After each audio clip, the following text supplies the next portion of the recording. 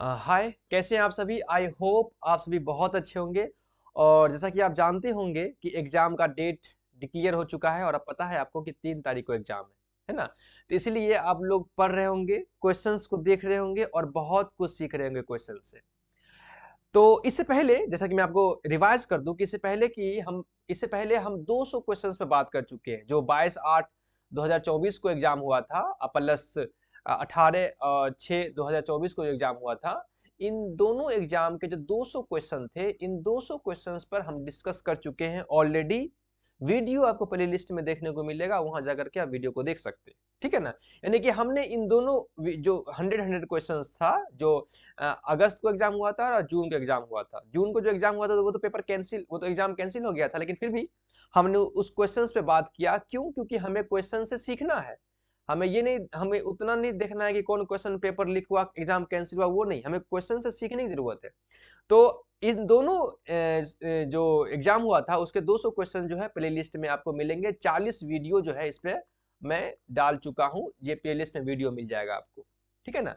और आपने देखा होगा क्वेश्चंस को। अब मैं ये श्योरली कह सकता हूं कि आप उस क्वेश्चन से बहुत कुछ सीखे होंगे, क्योंकि इसमें बहुत मेहनत की गई है, बहुत ज्यादा मेहनत की गई है क्वेश्चंस को बनाने के लिए। खैर, अब हम जो दिसंबर 2023 में एग्जाम हुआ था, 8 दिसंबर 2023 को जो एग्जाम हुआ था, उस क्वेश्चंस पे बात करेंगे, 100 क्वेश्चंस पर। हम कोशिश करेंगे कि ये जो इस महीने के लास्ट तक इस 100 क्वेश्चंस को आपके सामने में एक्सप्लेन कर दूं, ताकि आपके पास 300 क्वेश्चंस का एक खजाना होगा, उससे आप सीखेंगे और चीजों को आप इन फ्यूचर में एग्जाम में आपको काफी हेल्प मिलेगा, जो आपका एग्जाम 3 तारीख को है। तो सबसे इंपॉर्टेंट बात यह है कि वीडियो को आप देखें और नोट्स बनाएं और अपने दिमाग में बातों को रखें। वीडियो को 2 बार देखें, 3 बार देखें। जितना बार वीडियो को देखेंगे आप, बात आपको उतना ज्यादा समझ में आएगी। तो आइए हम बात करते हैं 12 दिसंबर 2023 के जो एग्जाम हुए थे उसके क्वेश्चंस पर। अब तो दिसंबर 2023 में जो एग्जाम हुए थे उसके क्वेश्चन आपके सामने में है। पहला क्वेश्चन है, आप नोट बनाएंगे, बिल्कुल याद रखेंगे चीजों को। पहला क्वेश्चन है कि which policy suggested to confer autonomous status SCRT NCT and set up state board of teacher education SBTE, state board of teacher education. यानी कौन सी पॉलिसी है जो ये सजेस्ट करता है कि SCRT और NCTE को ऑटोनोमस स्टेटस मिलना चाहिए या देना चाहिए या दिया, और साथ ही साथ उस पॉलिसी ने SBTE state board of teacher education को एस्टेब्लिश किया, सेटअप किया। ये कौन सी पॉलिसी है? इस क्वेश्चंस को एक्सप्लेन करने से पहले मैं यहां एक बात कहना चाहूंगा। अगर आप गूगल करेंगे तो आपको समझ में आएगा, जो SCRT है, ये जो SCRT है, ये SCRT एक ऑटोनोमस स्टेटस है, ऑटोनोमस बॉडी है। ठीक है ना? ऑटोनोमस बॉडी है, ऑटोनोमस बॉडी है। लेकिन जो एनसीटी है ये ऑटोनोमस बॉडी नहीं है, ये स्टैट्यूटरी बॉडी है, स्टैट्यूटरी बॉडी है। ठीक है ना? स्टैट्यूटरी बॉडी है एनसीटी। एससीआरटी एससीआरटी जो है वो ऑटोनोमस बॉडी है, लेकिन एनसीटी जो है वो स्टैट्यूटरी बॉडी है। लेकिन यहाँ पर दोनों को शामिल कर दिया गया ऑटोनोमस बॉडी। अगर कोई नया बच्चा क्वेश्चंस को पढ़ेगा तो उसको ये समझ में आएगा कि वो एससीआरटी और एनसीटी दोनों जो है वो ऑटोनोमस बॉडी है, लेकिन ऐसा नहीं है। अगर गूगल करेंगे तो वो समझ में आ जाएगा। थोड़ा सा मैं और यहाँ बताऊंगा कि ऑटोनोमस स्टेटस क्या होता है। किसी ऑर्गेनाइजेशन को जब ऑटोनोमस स्टेटस मिलता है तो उसका मतलब क्या होता है?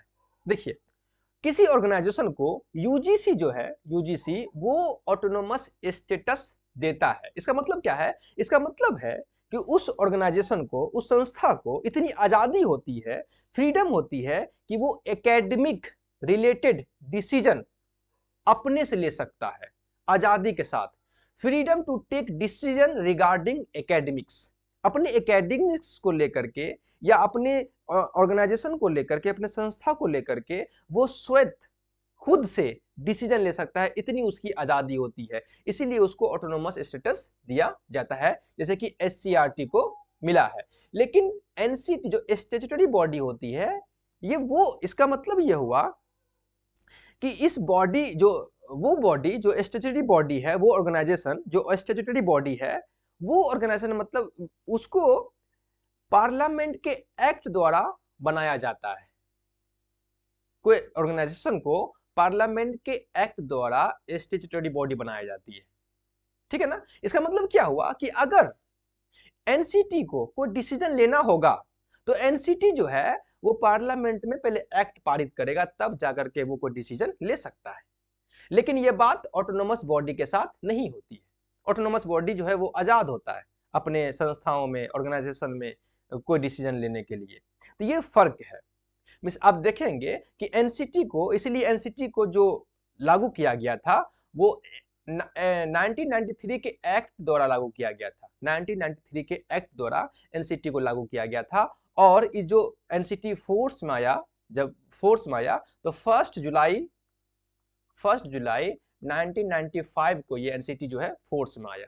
तो पार्लियामेंट के एक्ट द्वारा जो है 1993 के एक्ट द्वारा जो है वो एनसीटी को एस्टेब्लिश किया गया, और जब ये फोर्स में आया तो 1 जुलाई 1995 में ये फोर्स में आया। तो ये है ऑटोनोमस और स्टैट्यूटरी बॉडी के बीच डिफरेंस। आई होप आप बात को समझ गए होंगे।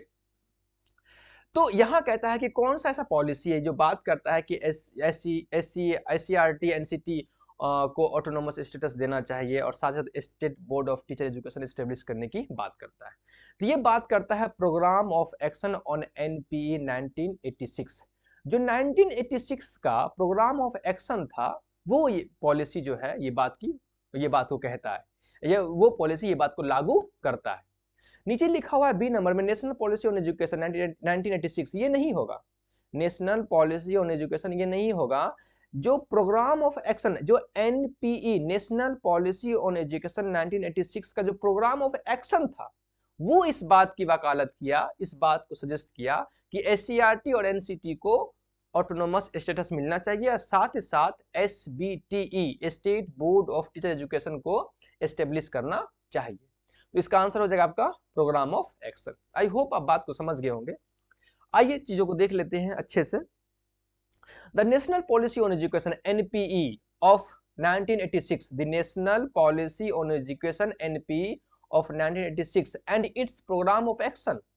नेशनल पॉलिसी ऑन एजुकेशन 1986 का program of action POA proposed to give the national council for teacher education NCTE statutory board status and autonomous status to the State Council for Educational Research and Training SCRT and setting up a State Board of Teacher Education SBTE। ठीक है ना। तो NPE 1986 का जो programme of action था वो इस बात को प्रपोज करता है कि NCTE को स्टैट्यूटरी स्टेटस मिलना चाहिए एंड ऑटोनोमस स्टेटस जो है SCRT को ऑटोनोमस स्टेटस देना चाहिए या उसको दिया, और साथ ही साथ उसने एसबीटी एस्टेब्लिश किया, state board of teacher education. अलग अलग स्टेट में state board of teacher education है, ठीक है ना, तो ये एस्टेब्लिश किया। I hope. तो दी पॉलिसी ऑल्सो रिकमेंडेड, जो पॉलिसी है जो national education policy program of action on NP 1986 जो पॉलिसी है, the policy also recommended reforms to improve teacher education. उसने ऑल्सो रिकमेंडेड किया कि टीचर एजुकेशन को इम्प्रूव करने की जरूरत है, इंक्लूडिंग साथ establishing new teacher training institution, नए टीचर ट्रेनिंग इंस्टीट्यूशन को बनाने की जरूरत है, improving teacher training programs and enhancing the status and working condition of teacher। और साथ ही साथ जो टीचर के जो वर्किंग कंडीशन है और टीचर के जो स्टेटस है उसको इनहेंस करने की जरूरत है, बेहतर करने की जरूरत है। ये पॉलिसी इस बात को भी सजेस्ट करता है, ठीक है ना। तो आई होप आप बात को समझ गए होंगे, इसलिए हमारा आंसर हो जाएगा program of action on NPE 1986। Okay, next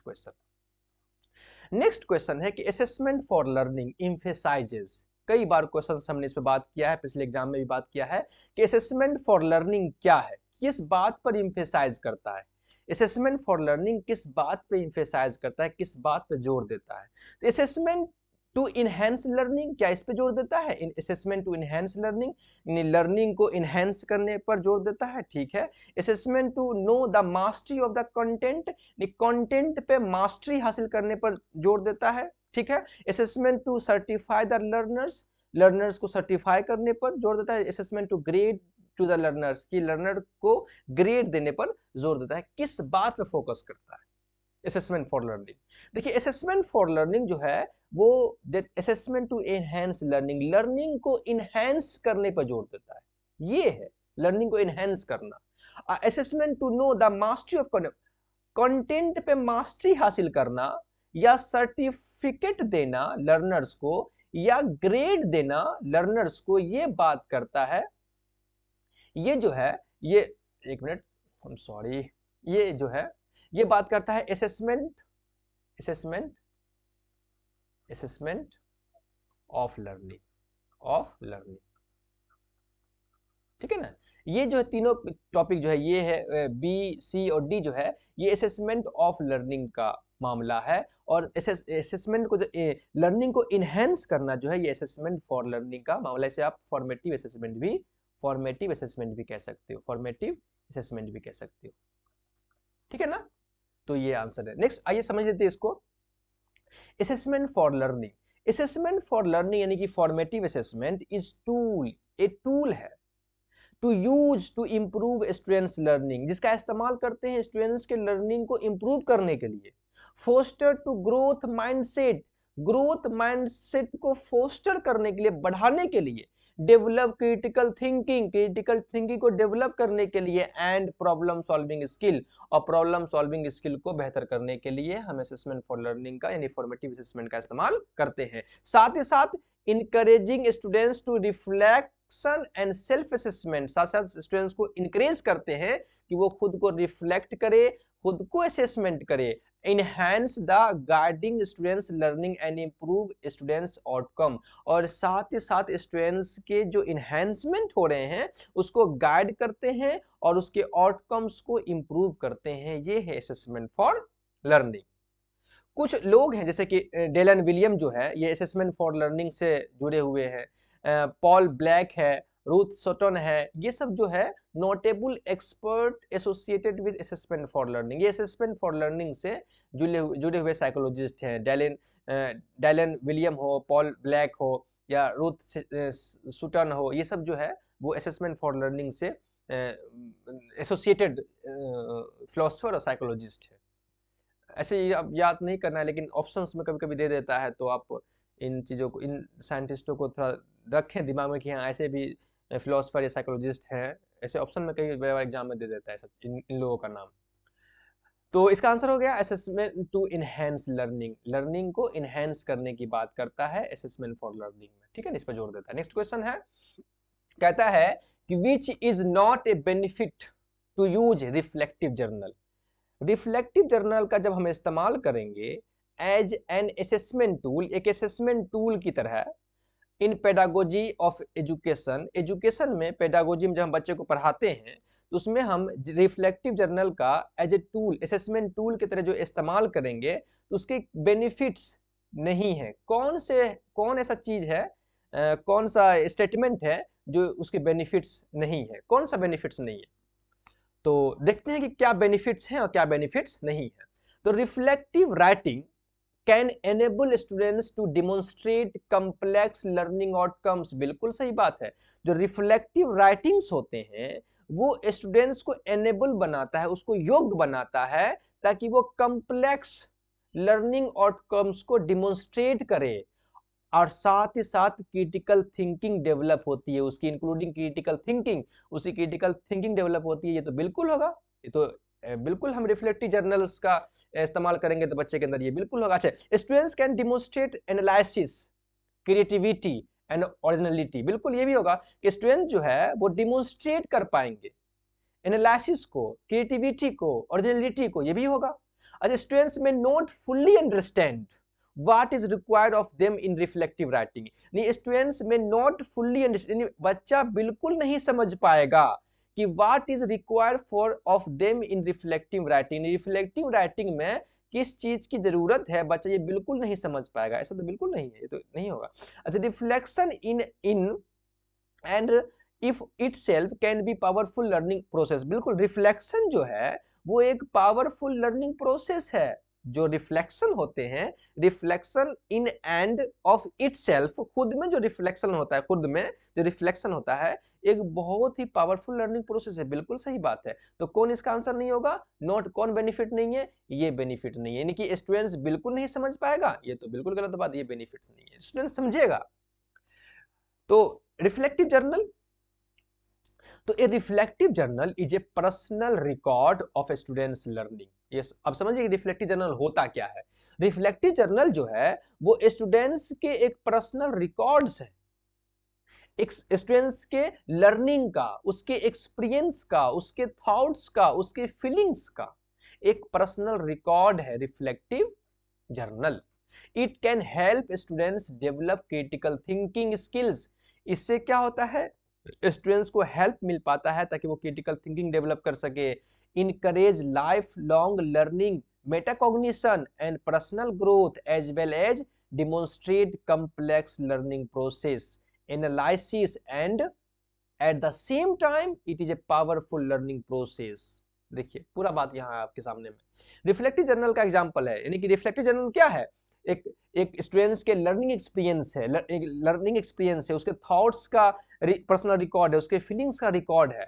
इससे स्टूडेंट्स को हेल्प मिलता है डेवलप करने में, क्रिटिकल थिंकिंग स्किल्स डेवलप करने में हेल्प मिलता है। इन स्टूडेंट्स इनकरेज होता है लाइफ लॉन्ग लर्निंग में, मेटाकॉग्निशन उसके इनकरेज होते हैं, पर्सनल ग्रोथ उसका होता है, और साथ ही साथ वो डिमोन्स्ट्रेट कर पाता है कम्प्लेक्स लर्निंग प्रोसेस, जो कम्प्लेक्स लर्निंग प्रोसेस उसको वो डिमोन्स्ट्रेट कर पाता है। और साथ ही साथ ये एक पावरफुल लर्निंग प्रोसेस है, इससे बेहतरीन लर्निंग होती है रिफ्लेक्टिव जर्नल से, ठीक है ना। तो ये स्टूडेंट्स के पर्सनल रिकॉर्ड्स हैं, उसके तमाम एक्टिविटीज का, एक्सपीरियंस का, थॉट्स का, फीलिंग्स का लर्निंग रिकॉर्ड्स है। इसके इस्तेमाल करके स्टूडेंट्स के अंदर critical thinking, metacognition, personal growth बेहतर कर सकते हैं हम, ठीक है ना।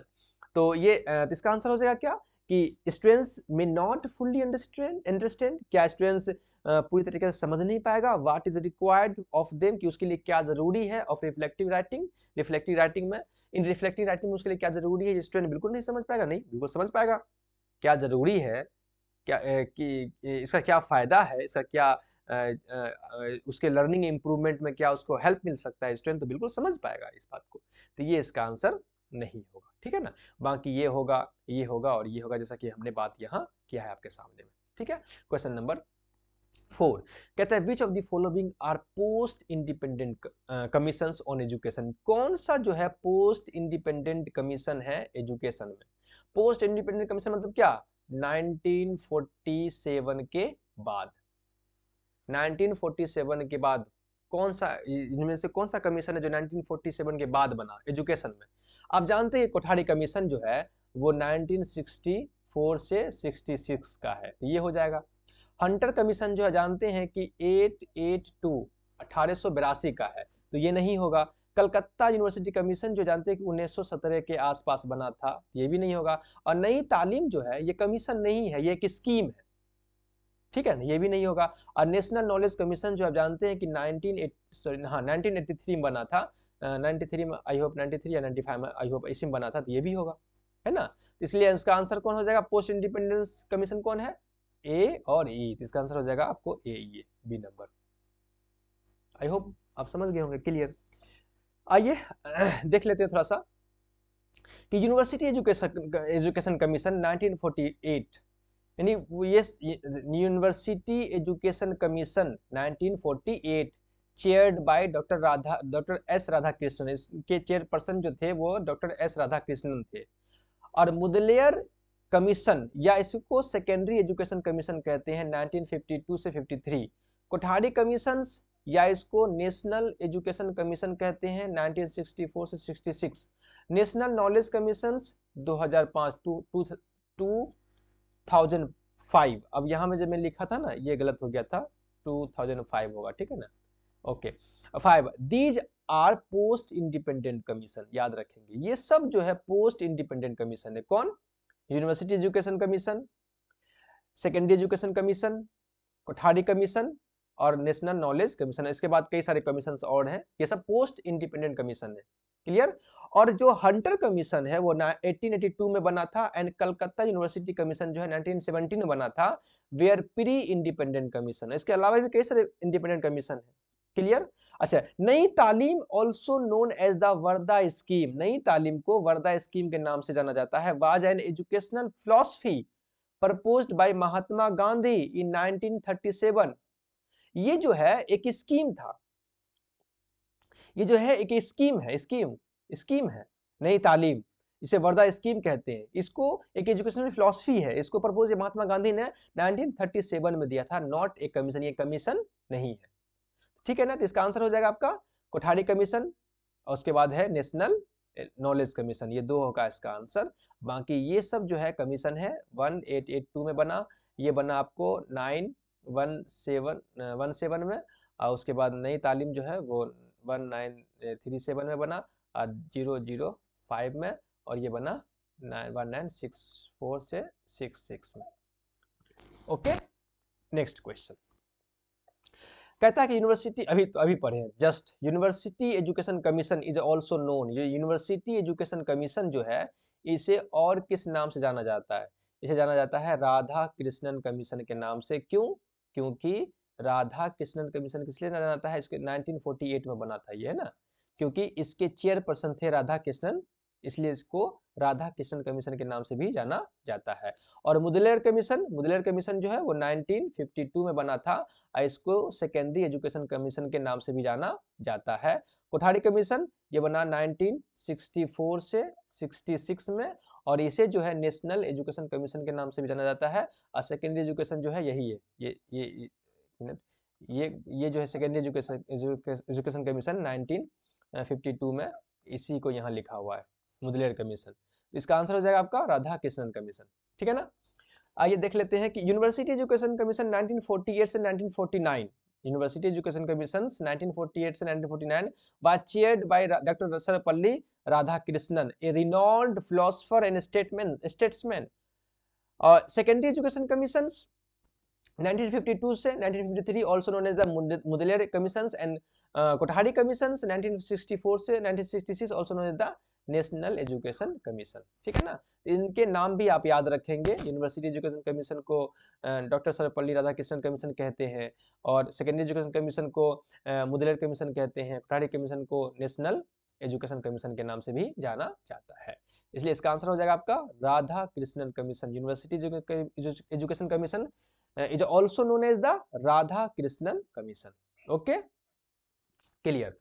तो देखिए कि बहुत आसान क्वेश्चन था, लेकिन जो आसान भी था लेकिन बहुत सारी बातें लिखने वाली है, याद करने वाली है, नोट्स बनाने वाली है और अपने दिमाग में रखने वाली है, क्योंकि क्वेश्चंस को किसी भी तरह से घुमा सकता है। तो हम क्वेश्चंस को यहीं रखेंगे, नेक्स्ट वीडियो में आगे बात करेंगे। अब हमने 1 से लेकर 5 तक क्वेश्चंस पे बात कर लिया। नेक्स्ट वीडियो में हम 6 से लेकर के 10 तक क्वेश्चंस पे बात करेंगे, क्योंकि एक वीडियो में हम 5 क्वेश्चन पे भी बात करते हैं। तो चलिए हम मिलते हैं फिर नेक्स्ट वीडियो में, तब तक के लिए अपना ख्याल रखेंगे। Okay, bye.